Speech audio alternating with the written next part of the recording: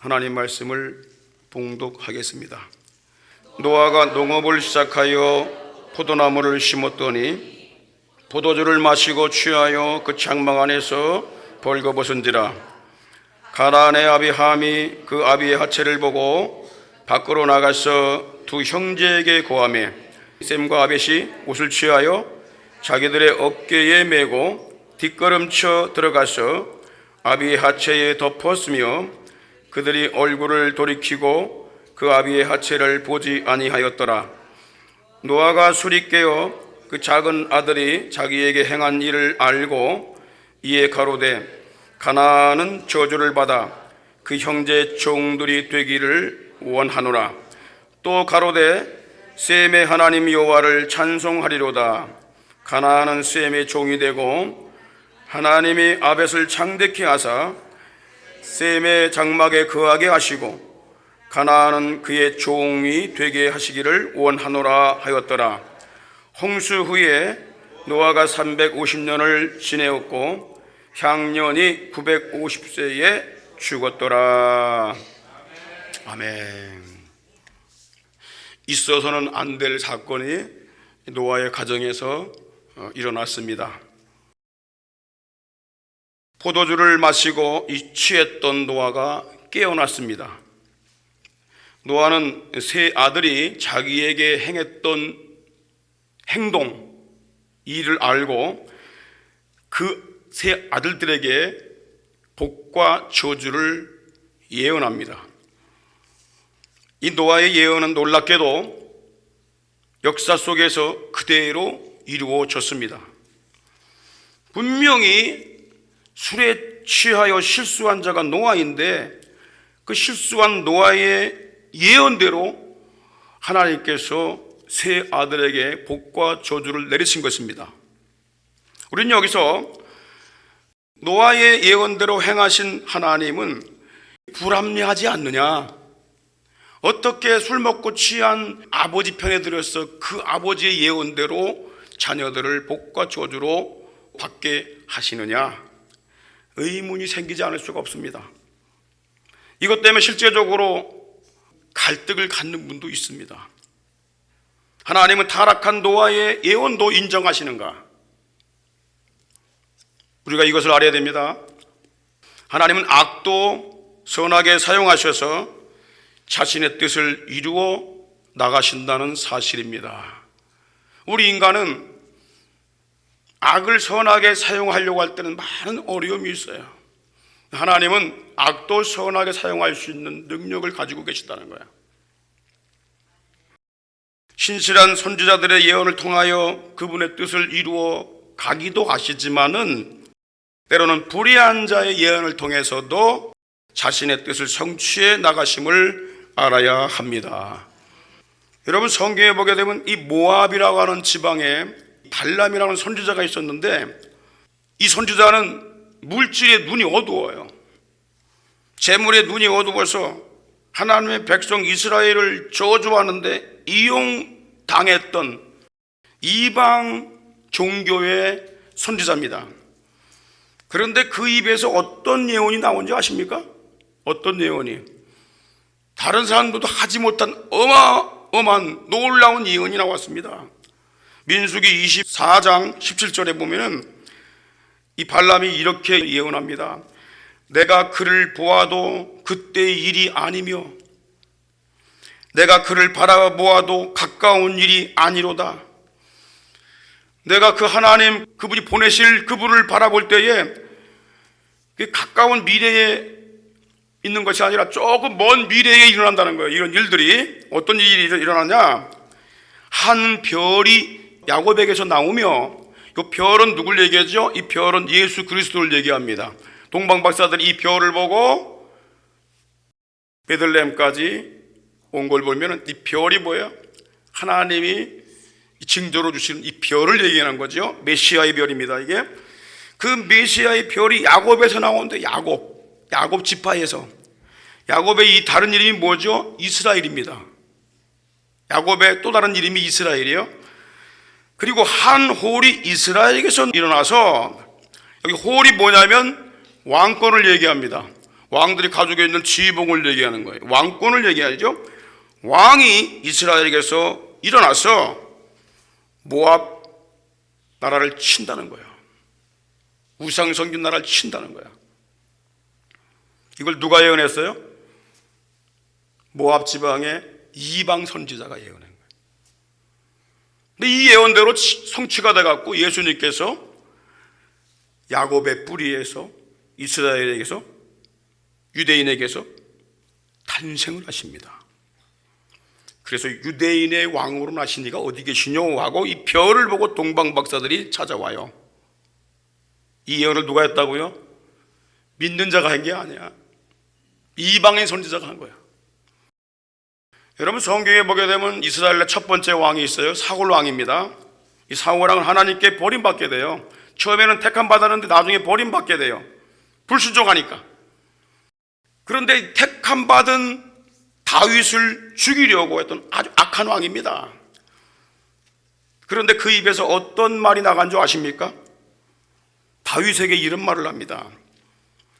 사무엘상 24장 20절에 보라, 나는 내가 반드시 왕이 될 것을 안다. 자기가 왕인데 자기가 죽이려고 했던 다윗이 왕이 된다는 거야.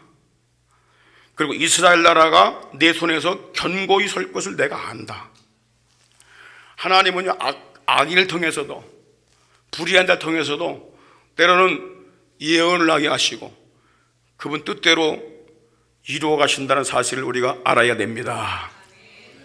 노아의 경우도 이와 똑같은 것입니다.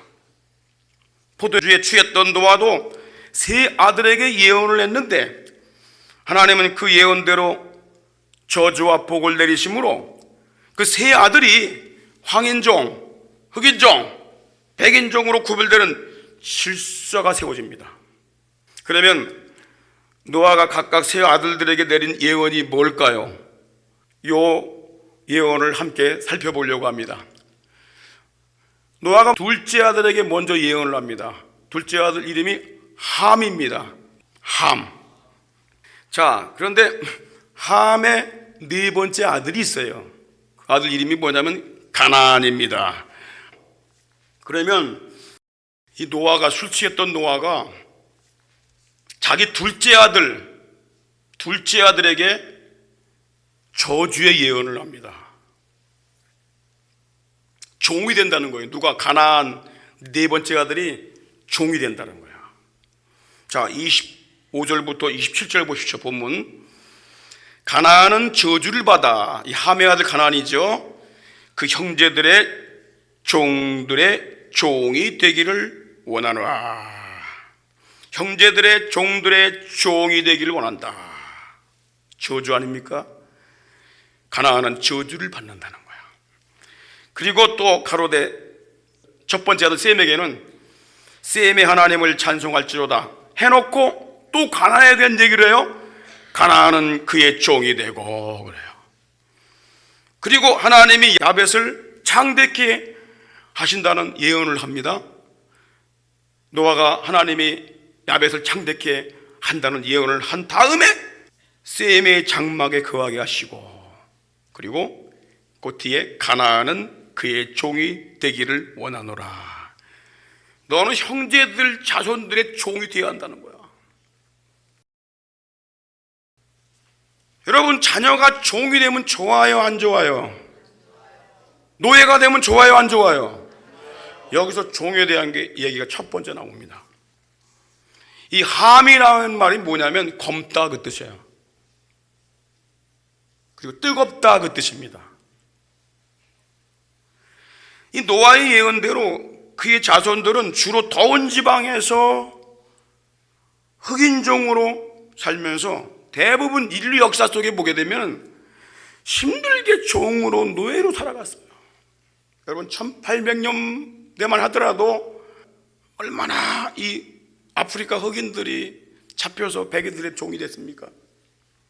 노예가 되고, 미국의 아브라함 링컨이 노예 해방 운동을 하다가 저격마다 죽었잖아. 그래도 그 때문에 노예 해방이 됐는데, 그래도 세월이 흘러도 노예 문제가 해결되지 않습니다.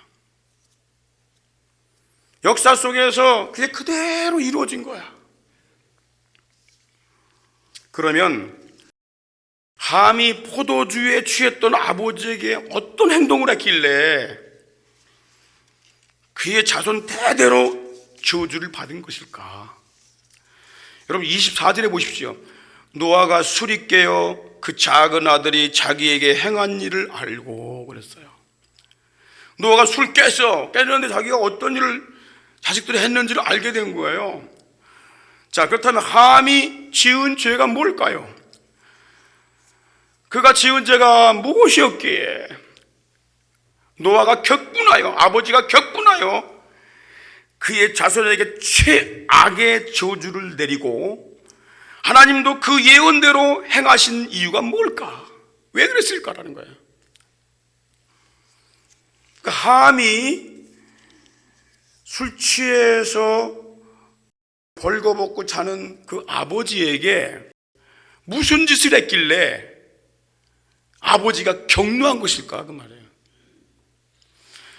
학자들이 두 가지의 견해를 말합니다. 그 첫 번째 견해가 뭐냐면 함이 아버지의 하체를 범했다는 거예요. 근친상간한 거지요. 보수적인 성경학자인 피터 럭크바는 둘째 아들 함이 술 취하여 벌거벗고 잠든 아버지를 범하여 근친상간의 죄를 지었다고 말합니다. 저는 이 견해에 100% 동의하지 않습니다. 그러나 상당한 연관성이 있다는 걸 제가 인정합니다. 21절에 보게 되면 포도주를 마신 노아가 취하여 그 장막에서 벌거벗은지라 그랬어. 벌거벗다라는 말은 히브리어로 갈라라는 뜻입니다. 그 뜻이 뭐냐면 덮개를 벗기다, 폭로하다, 포로의 몸이 되다, 그 뜻입니다. 그런데 레위기에서 뭐라고 했냐면 절대 근친상간을 하지 말라. 그래서 다양한 방법의 근친상간을 하지 못하도록 금하셨어요. 그러면서 레위기 18장 6절에는 너희는 골육 지친을 가족이라든가 친척이라든가 절대 범하지 말라는 거예요. 골육 지친을 가까이 하여 그 하체를 범치 말라. 나는 여호와니라. 하나님이 명령하시는 거예요. 여기서 범하다, 범치 말라 해서 범하다, 그 뜻이 뭐냐면 갈라라는 내용, 바로 이 벌거벗다라는 내용은 똑같습니다. 갈라, 벌거벗다, 범하다, 똑같은 내용이에요.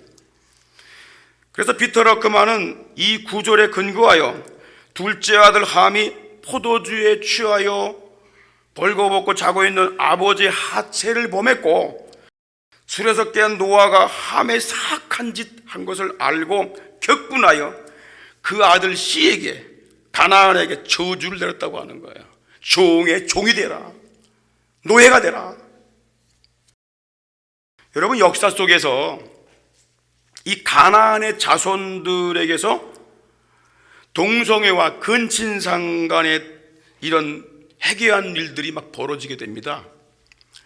창세기 19장에 보면은 가나안 땅 근방의 요단 들판에 소돔이라는 성이 있습니다. 소돔성, 많이 들어봤죠? 소돔성. 이 성읍이 동성애로 물들어서 유황불로, 하나님이 내린 유황불로 타버린 도시입니다. 그런데 공교롭게도 그 소돔이라고 하는 이름이 오늘날에 남성 동성애자를 일컫는 단어입니다. 남성 동성애자를 소돔이라고 불러요. 소돔이라고. 영어에 보시면 쫙 나와요. 소돔이라고. 자, 이때 동성애 때문에 소돔성이 유황불로 멸망할 때에 아브라함의 기도로 말미암아 그 성에 살고 있는 조카 롯과 두 딸이 구원이 됩니다. 유황불에 타지 않고 그들이 구원이 돼요. 롯과 두 딸은 이제 겁이 나서 산속으로 도망가다가 산속에 있는 굴에서 살게 돼요. 그러니까 아버지하고 두 딸이 사는 거죠. 동물 잡아먹고 풀뿌리 뽑아먹고 사는 거죠.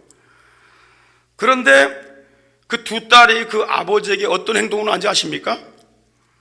아버지에게 술을 잔뜩 마시게 한 후에 각각 아버지를 범합니다.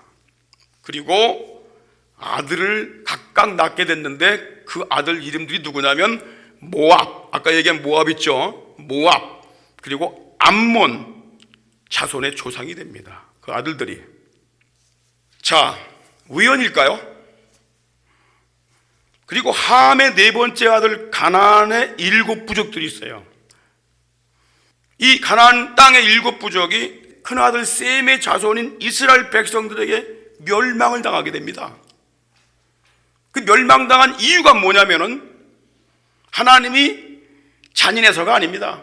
그 이유가 있어요. 근친상간, 그 다음에 인신제사, 사람을 가지고 제사를 드려 사람을 죽이고, 여러분 TV에서 가끔 나오죠. 옛날 고대에 사람을 죽이고 사람을 바치고 처녀를 바치고 애를 바치고 해서 막 제사 드리는 거 나오죠. 이게 인신제사라고 그러거든요.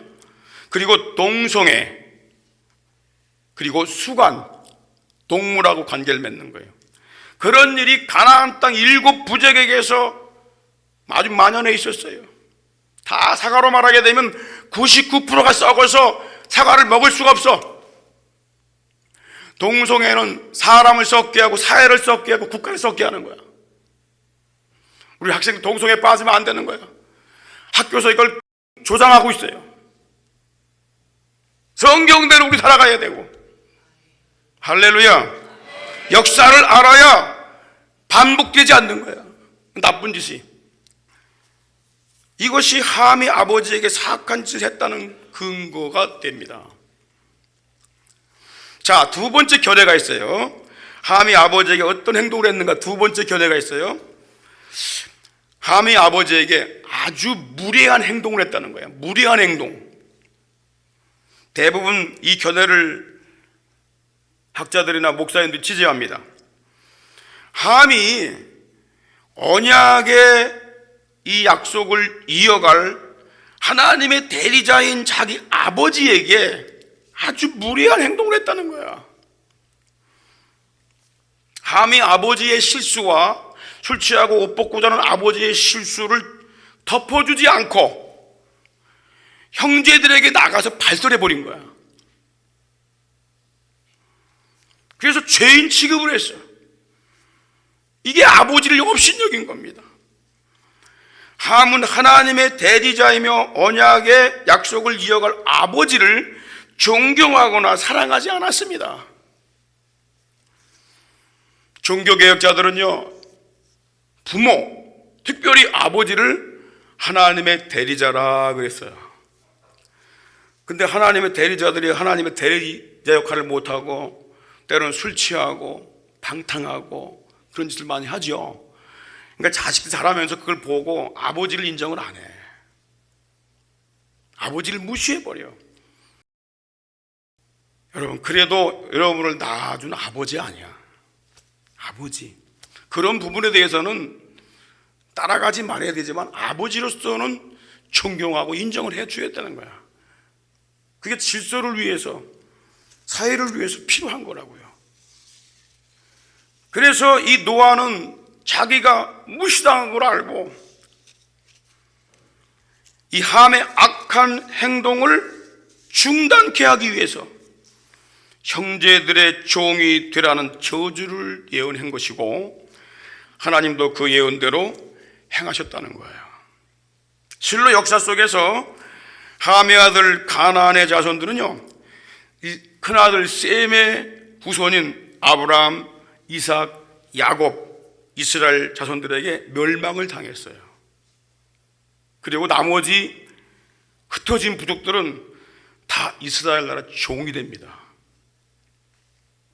근친상간과 동성애의 사악한 행동과 하나님의 언약을 이어갈 아버지를 무시한 함의 행동은 그의 자손들을 수천 년간 종과 노예로 살게 하는 결과를 낳게 된 것입니다. 자, 두 번째, 첫째 아들 셈에게는 어떤 예언을 했을까요? 셈에게는 셈의 하나님 여호와를 찬송한다, 그런 예언을 했어요. 자, 26절에 다 같이 한번 읽어볼까요? 시작. 또 가로되 셈의 하나님 여호와를 찬송하리로다. 가나안은 셈의 종이 되고, 뒤에다 또 붙여. 가나안은 셈이 종이 되어야 한다.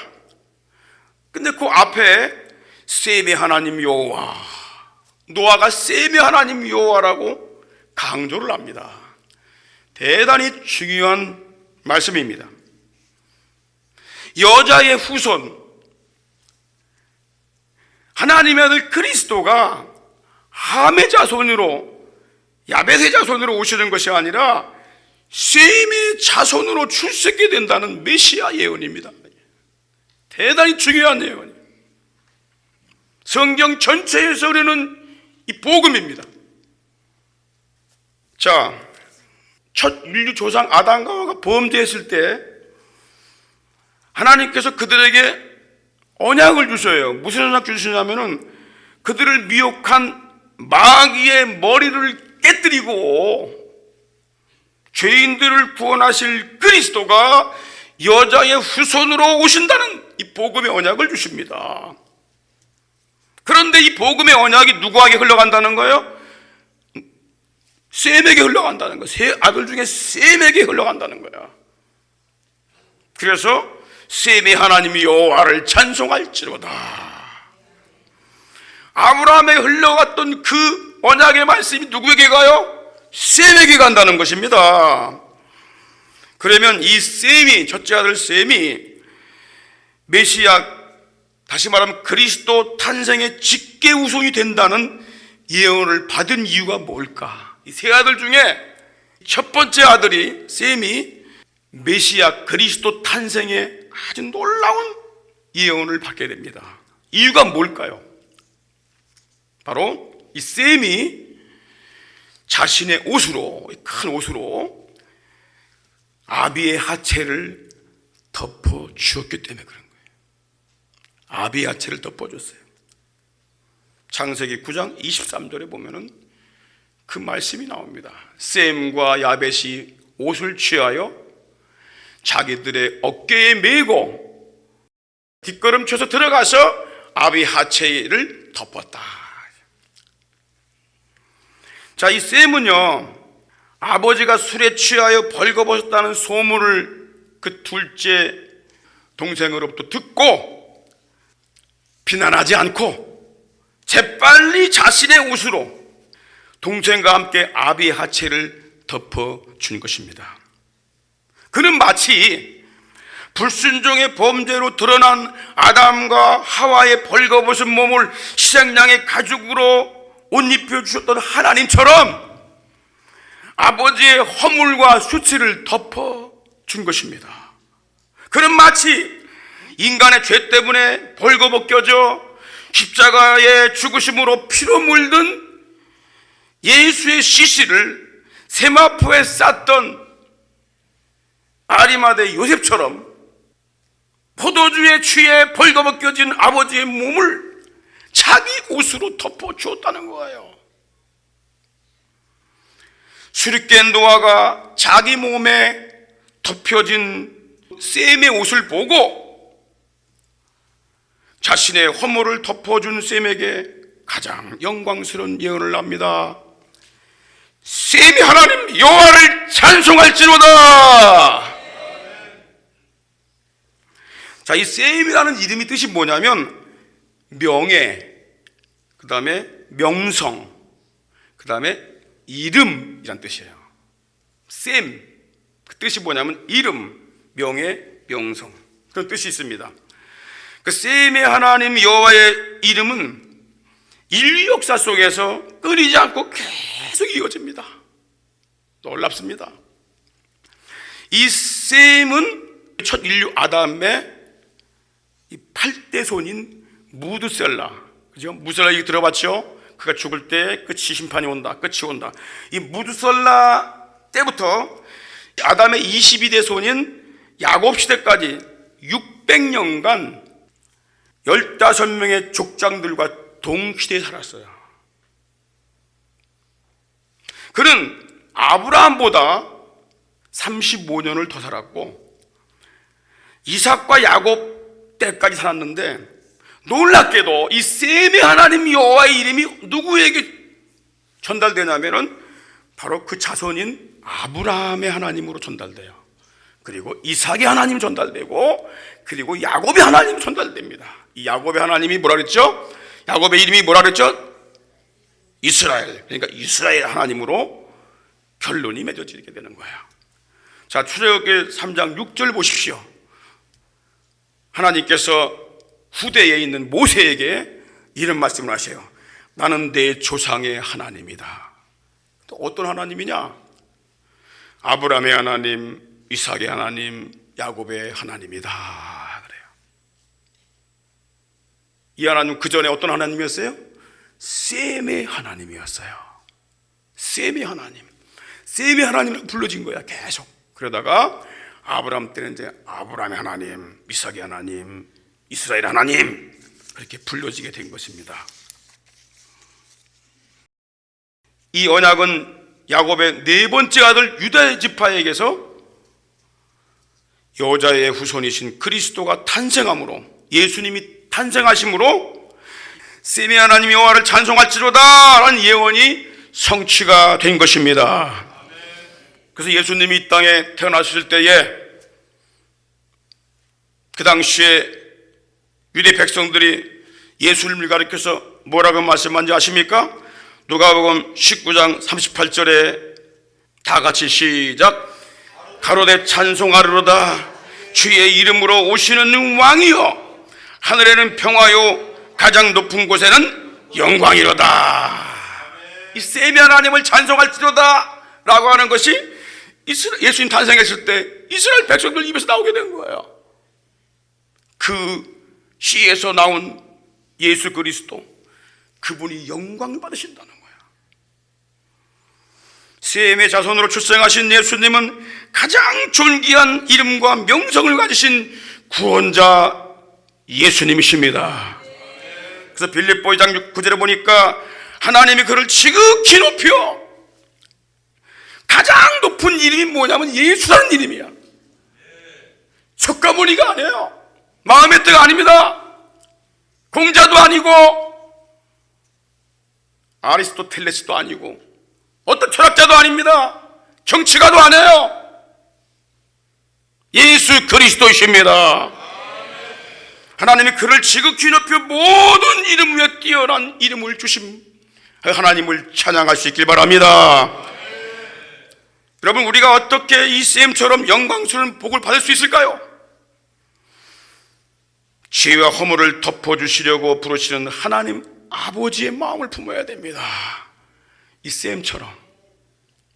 그리고 죄인들을 대신하여 십자가를 지신 예수님처럼 형제들의, 부모의, 자녀들의, 친구들의 허물을 덮어줘야 돼요. 여러분, 부모 마음이 이런 마음이요. 내 자식이 아무리 나쁜 짓을 하고 살인하고 그래도 부모님은 자기 자식을 욕할 수가 없어. 그렇죠? 도둑질을 했어, 내 자식이. 그렇다고 해서 어디 막 떠돌아다니면서 내 자식은 정말 나쁜 놈이야, 그 도둑질을 했어요 뭐야, 또 막 그렇게 하는 부모 있어요? 정말 여러분들 그래도 죽이려고 하잖아, 보호하려고. 그게 부모의 마음이야. 우리가 쌤 같은 마음을 가져야 돼요.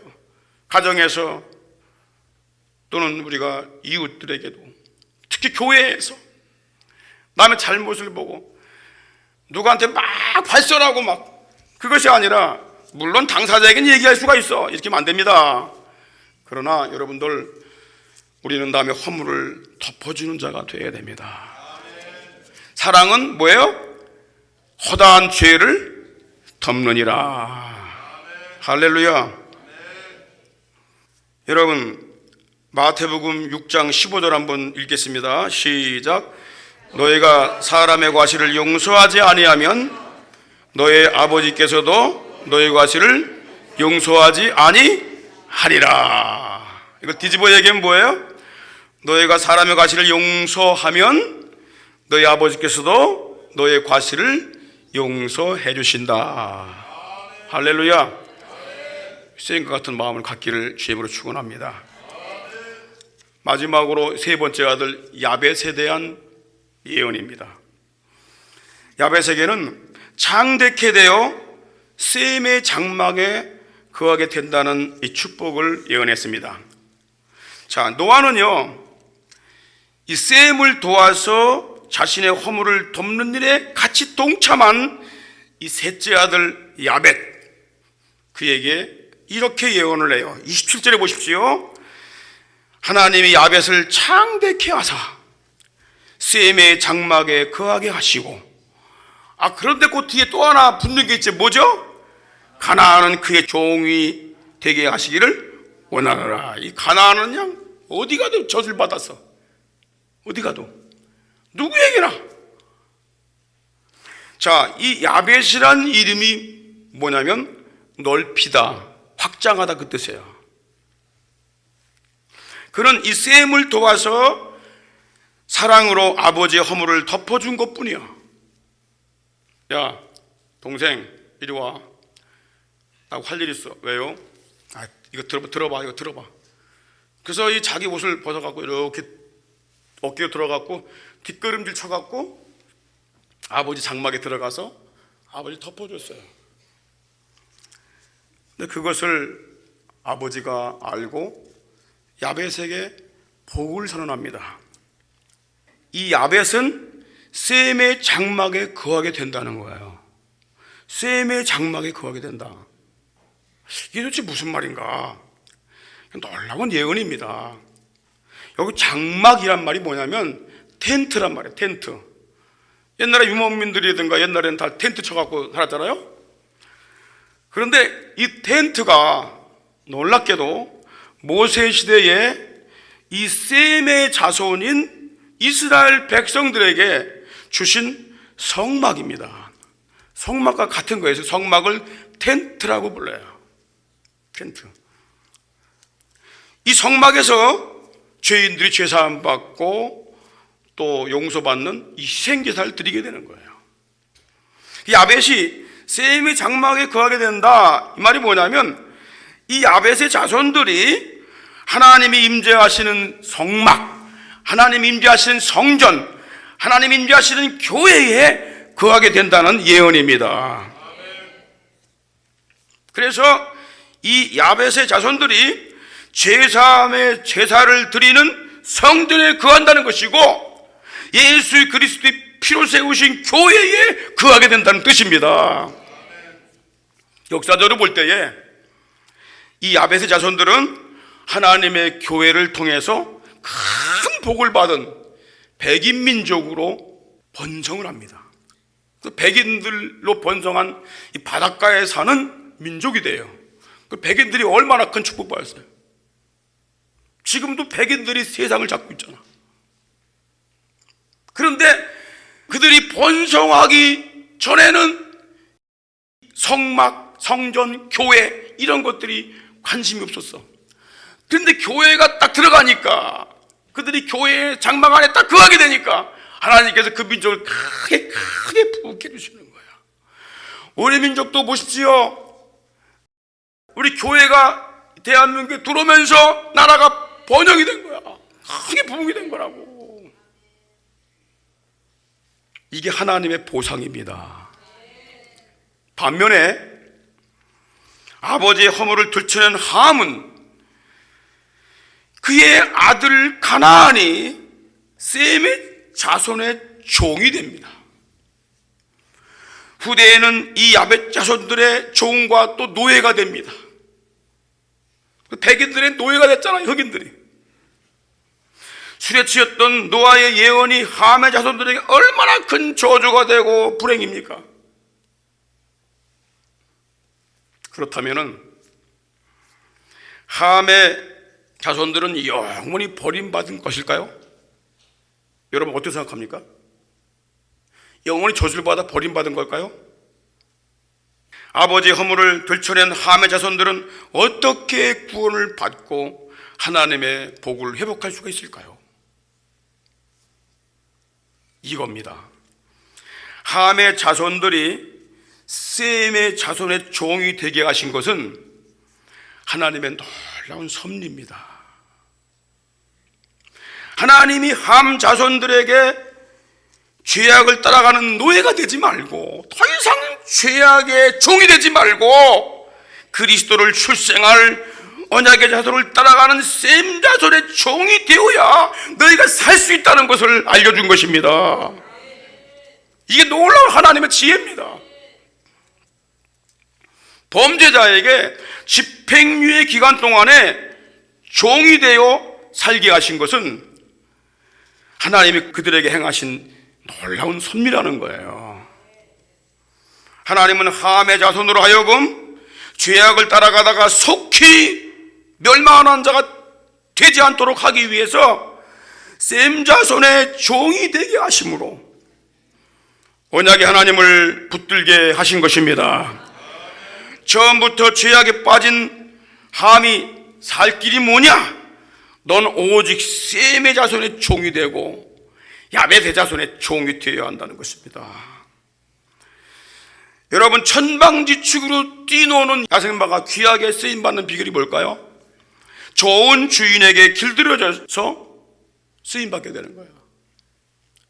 마찬가지로 죄악의 종으로 살다가 속히 빨리 멸망해야 할 이 함의 자손들이 구원자 하나님을 섬기는 셈 자손의 종이 될 때에 하나님의 복된 백성으로 쓰임받게 된다고 하는 것입니다.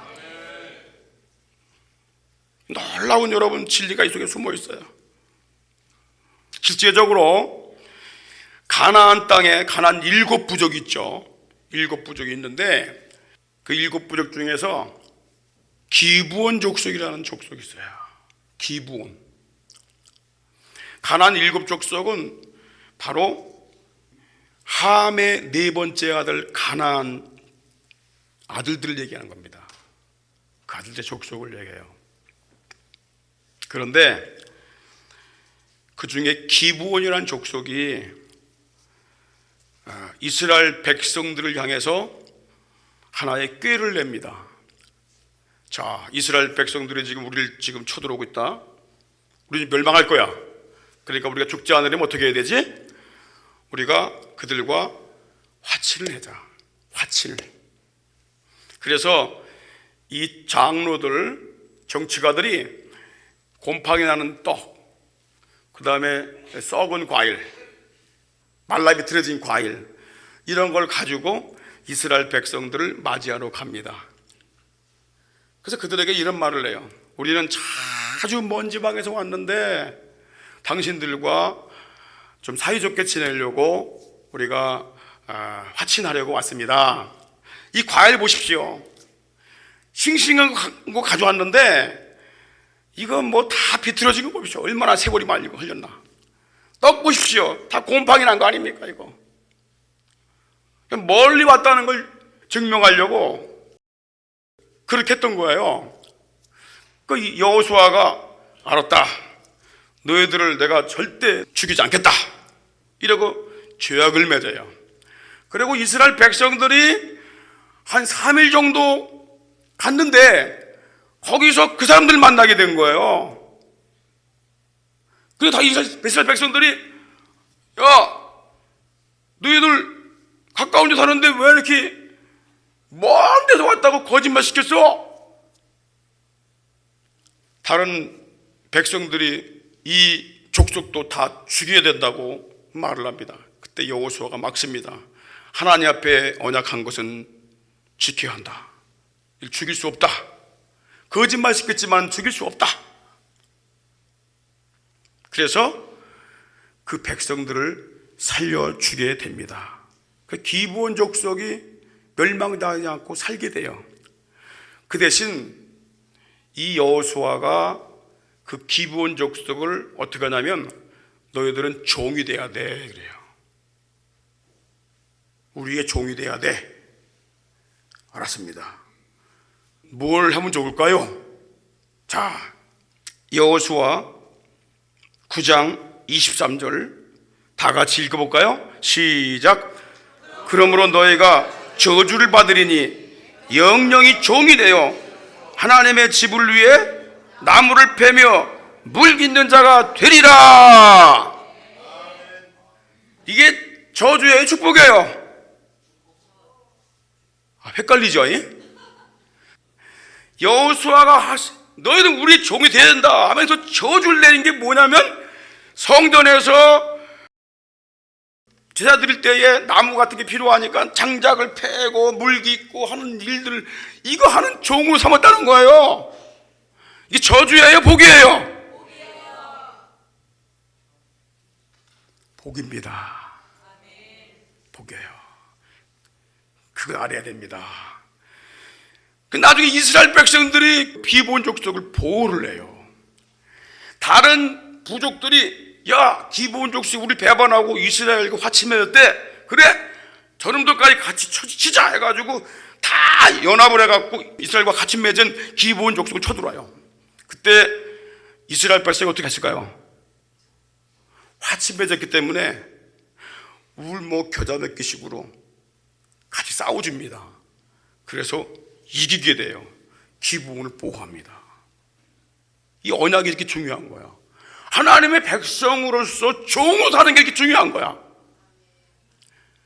여러분, 하나님의 집에 종으로 산다는 것, 셈의 자손의 후손들의 종으로 산다는 것, 이게 축복인지 아십니까? 그리고 셈의 장막에 거한다는 것이 왜 축복인지 아십니까? 시편 84편 10절 보십시오. 다른 데서, 세상에서 첫날보다, 첫날이면 3년이야. 3년보다 하나님의 집에 장막에 움직이로 하루 있는 게 더 좋다는 거예요. 그 고백을 누가 해요? 다윗 왕이 합니다. 하나님, 다른 데서 첫날보다 하나님의 집에 문지기로 하루 동안 문지기 하는 게 그게 더 좋습니다. 하루만이라도 주의 종되는 게 더 좋습니다. 뭐보다? 다른 데서 첫날 지내는 것보다 하나님의 장막 안에 있는 게 복이라는 거예요, 복. 사랑하는 성도 여러분, 우리는 노아의 세 아들 중 어떤 아들입니까? 생각해 보세요. 여러분, 셈입니까? 야벳입니까? 아니면 남의 허물을 들춰내는, 그래서 가슴 아파하고 분노케 하는 삶입니까? 우리가 어떻게 하나님께 존귀하게 영광스럽게 쓰임받을 수 있을까요? 셈의 자손으로 오신 그리스도의 종이 되어야 합니다. 그분이 임재하시는 성전에 거하며 그분의 종으로 섬길 때 존귀하고 영광스러운 생이 됨을 믿으시기를 바랍니다. 그분이 세우신 장막, 그분이 세우신 교회 안에 거하는 자가 복이 있는 자라고 하는 거예요. 우린 셈처럼 내 옷을 가지고 남의 허물을 직접 덮을 수는 없어요. 그러나 우린 도와줄 수는 있어. 야벳처럼, 이전에 죄로 전염된 한처럼, 들판의 야생마처럼 세상에서 천방지축으로 살았다면 이제부터는 주 예수 그리스도의 종이 되어서 순종하는 명마가 되어야 할 줄 믿습니다. 아비의 허물을 덮어주었던 셈과 야벳처럼 예수 그리스도의 피 묻은 옷으로 남의 허물을 덮어주는 삶을 살기를 주의 이름으로 축원합니다.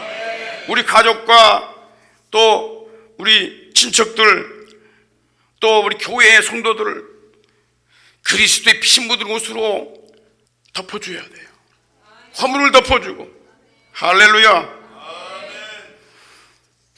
여러분, 세상의 인류는 노아의 세 아들인 셈, 함, 야벳 자손들에 의해 퍼졌습니다. 왜냐하면 홍수로 다 죽고 이 세 아들과 자부만 남았기 때문에 그런 거예요.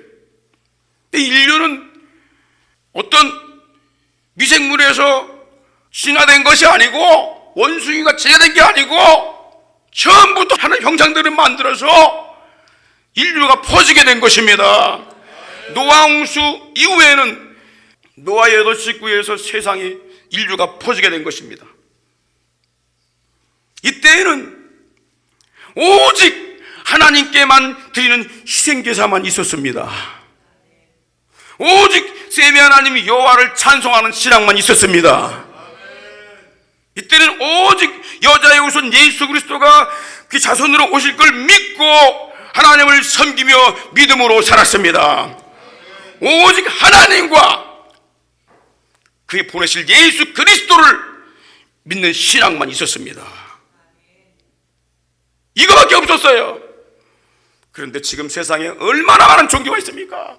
얼마나 많은 우상이 있고 얼마나 많은 이단들이 있습니까? 우상과 종교는 사람이 만든 허상입니다. 그거 아셔야 돼요. 처음에는 그런 게 없었어요. 인간이 다 만들어낸 거야. 거기 속으면 안 됩니다. 성경이 말씀합니다. 역대상 16장 26절 시작. 만방의 모든 신은 뭐라고요? 헛것이요 그랬어요. 왜? 하나님이 주신 게 아니야. 인간이 만들어낸 거야. 자기 필요에 의해서 두렵기 때문에 이용해 먹으려고 다변관으로 만들어낸 거라고. 우린 이걸 갖다가 좋은 거라고 따라다니면 안 됩니다. 하나님을 섬기는 것, 여호와 하나님, 그리고 그분이 보내신 예수 그리스도를 믿는 것 2개밖에 없어요. 여호와는 하늘을 지으셨음이니라. 할렐루야. 우린 오직 창조주 하나님께 드리는 희생제사, 예배가 중요한 것입니다. 예배와 죄사함을 얻도록 여자의 후손으로 보내주신 구원자 주 예수 그리스도를 섬기는 종으로 살길 주님으로 축원합니다. 축원합니다. 주님의 몸인 교회에서 아버지 하나님께 예배로 영광을 돌리고 예수님의 마음으로 남의 허물을 덮어주는 복된 삶이 될 수 있기를 주의 이름으로 축원합니다. 할렐루야. 여호와는 우리 대신 교회의 모든 가족들 위해 복을 주시고 아멘. 우리 모든 가족들을 지켜주시기를 원하며 아멘. 여호와는 그의 얼굴을 우리 대신 교회 모든 식구들에게 비추어 주사 은혜 베풀어 주시기를 원하며 아멘. 여호와는 그 얼굴을 우리 대신의 모든 가족들에게로 향하여 드사 평강 주시기를 원하노라. 아멘. 지금은 우리 구주 예수 그리스도의 크신 은혜와 하나님 우리 아버지의 극진하신 사랑하심과 성령님의 감동, 감화, 충만, 교통하심이 우리 주 예수 그리스도의 심장으로 보혈로 덮으며 용서하며 기다리며 사랑의 이 길을 걸어가기를 다짐하는 우리 사랑하는 모든 성도들의 심령 가정 저들의 사역과 산업들 위에와 이 땅의 주의 피로 사신 모든 교회들을 위해와 특별히 북한 지하교회에서 추위와 배고픔 속에 몸부림치며 오늘 또 걸어가는 지하교회 모든 성도들을 위해와 전 세계 복음 전선에서 다시 오실 우리 주 주님의 그 길을 예비하며 피 묻은 십자가의 복음을 증거하며 주 앞에 사명 감당하고 있는 우리 모든 선교사님들 위해 이제로부터 영원토록 함께 있을지어다. 아멘.